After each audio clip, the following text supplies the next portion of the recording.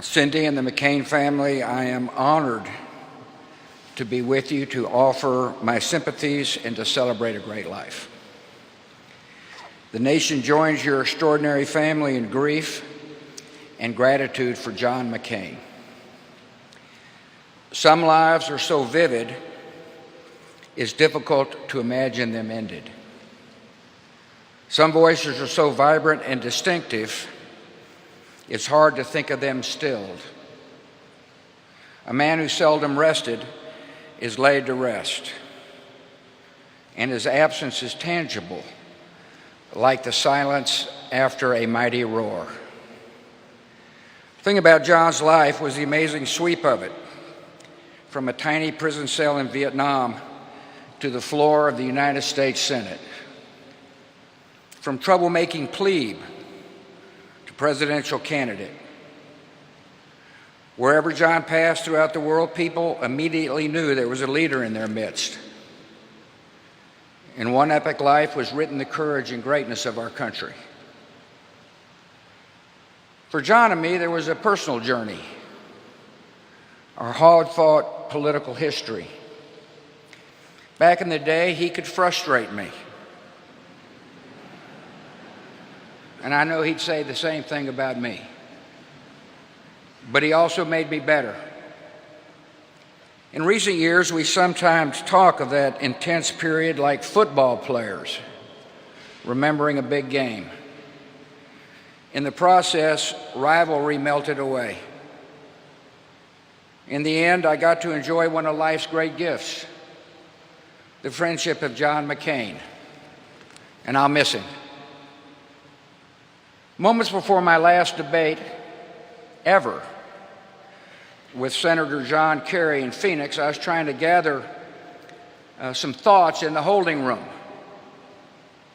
I felt a presence, opened my eyes, and 6 inches from my face was McCain, who yelled, "Relax, relax."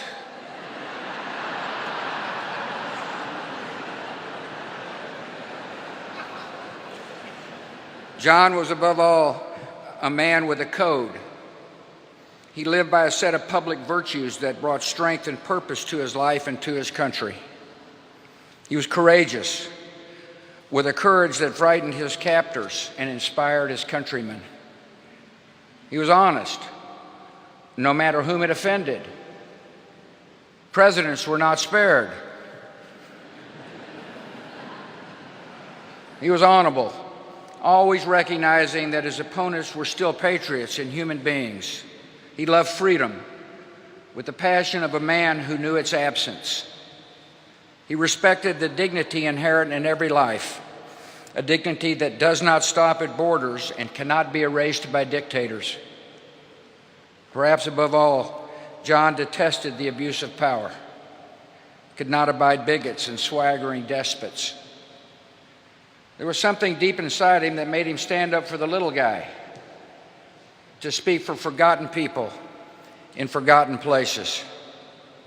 One friend from his Naval Academy days recalls how John, while a lowly plebe, reacted to seeing an upperclassman verbally abuse a steward. Against all tradition, he told the jerk to pick on someone his own size. It was a familiar refrain during 6 decades of service. Where does such strength and conviction come from?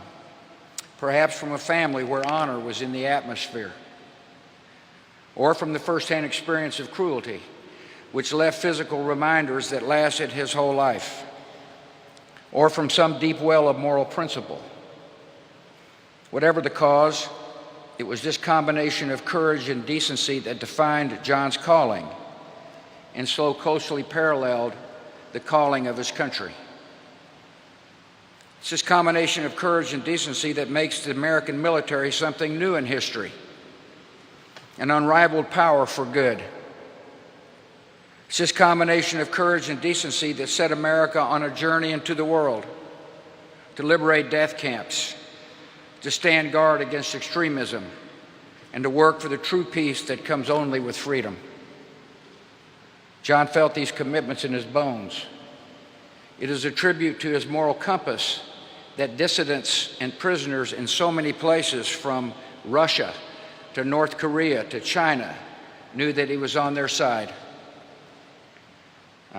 And I think their respect meant more to him than any medals and honors life could bring. The passion for fairness and justice extended to our own military.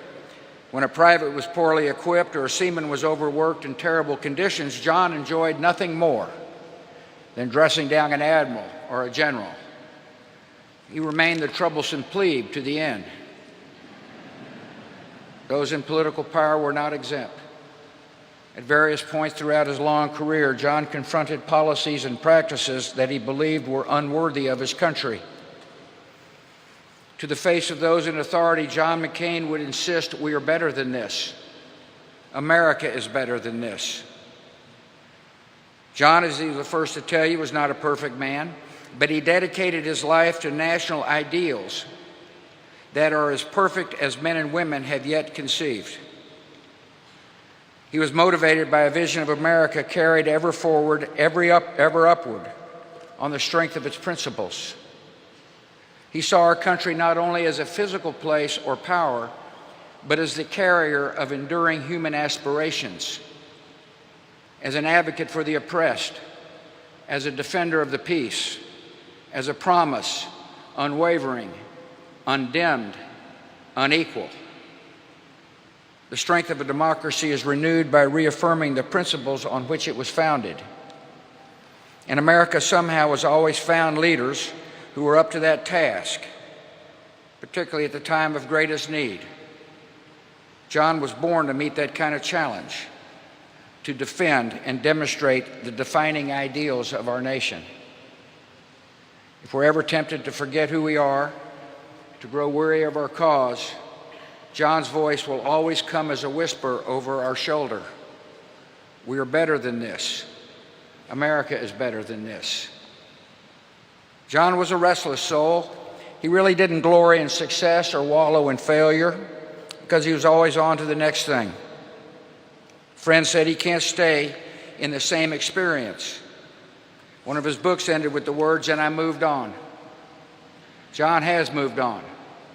He would probably not want us to dwell on it, but we are better for his presence among us.